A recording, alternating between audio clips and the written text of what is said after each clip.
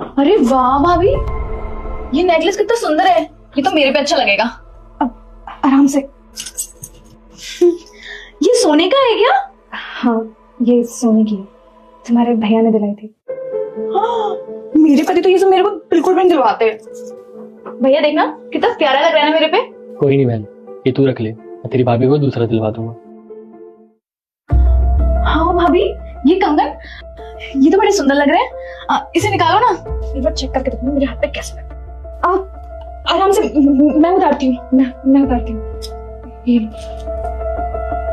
कंगन मेरे नेकलेस से मैच करेगा। अब मैं अपने पति को चढ़ाऊंगी।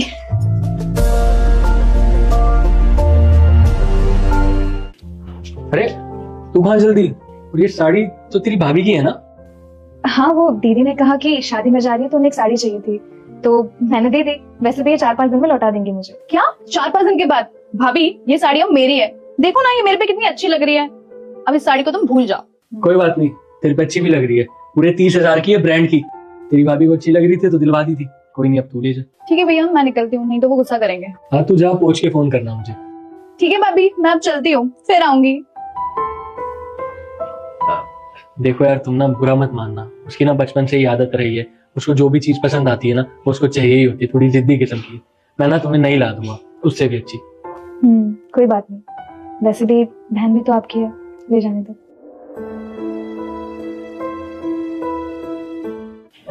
ये ले बहन पैसे, और चाहिए हो तो बता दियो। थैंक यू सो मच भैया, अगर आप नहीं होते तो मैं बहुत बड़ी प्रॉब्लम में फंस जाती। कोई बात नहीं। हो गया पैसे का जुगाड़। देखा, मैंने कहा था ना कि तेरे भैया सब संभाल लेंगे। सही कहा भाभी। अच्छा ठीक है भैया, मैं लेट हो रही हूँ, चलती हूँ। ध्यान रखियो अपना।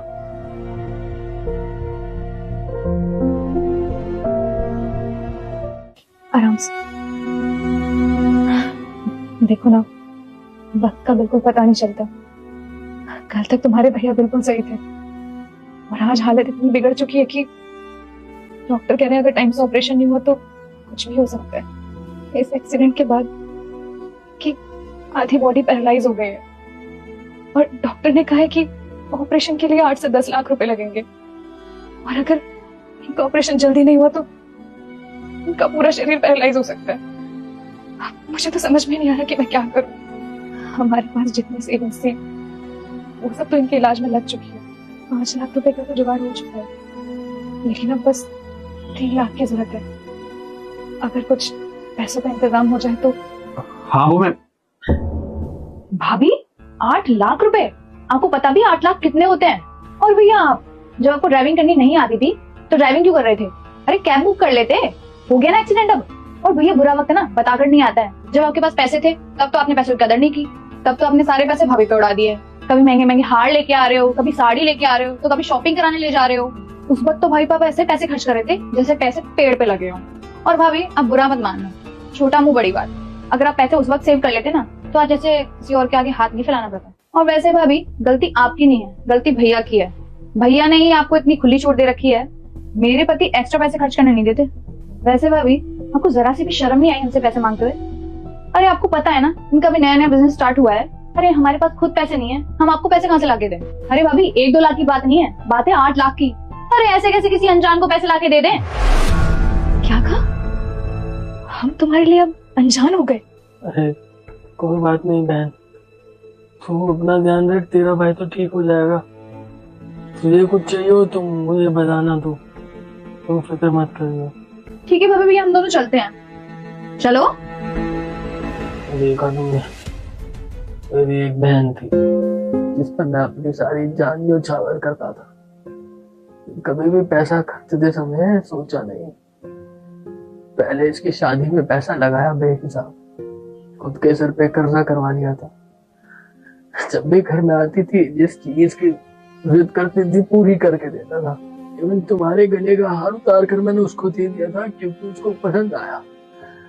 और आज उसका भाई इतनी तकलीफ में है और वो अपने भाई को अनजान मोड़कर चली गई। आप ज्यादा मत सोचिए, मैं आपके इलाज के लिए कुछ भी करूंगी, चाहे मुझे उसके लिए एक घर क्यों न बेचना पड़े, क्योंकि मेरे लिए आपसे बढ़कर कुछ भी नहीं। आप जल्दी ठीक हो जाएंगे। का ऑर्डर। कौन है बेबी? ओह, खाना आ गया, लाओ मुझे दे दो। पेमेंट तो हो गई थी ना? हाँ, पेमेंट ऑनलाइन हो गई थी। मैं चलती हूँ। सुनिए, आप इतनी धूप में इतनी छोटी सी बच्ची को लेकर फूड डिलीवरी क्यों कर रही हो? क्योंकि घर पे कोई है नहीं जो इसका ख्याल रखे। क्यों? आपके पति कहाँ है? मेरे पति नहीं है। सुनिए, आपकी बच्ची तो मुझे भूखी लग रही है, आप एक काम करिए ना, आप अंदर आ जाइए, आप अंदर आके दूध पिला दीजिए। पर अरे इतना सोचिए मत, आप अंदर आ जाइए।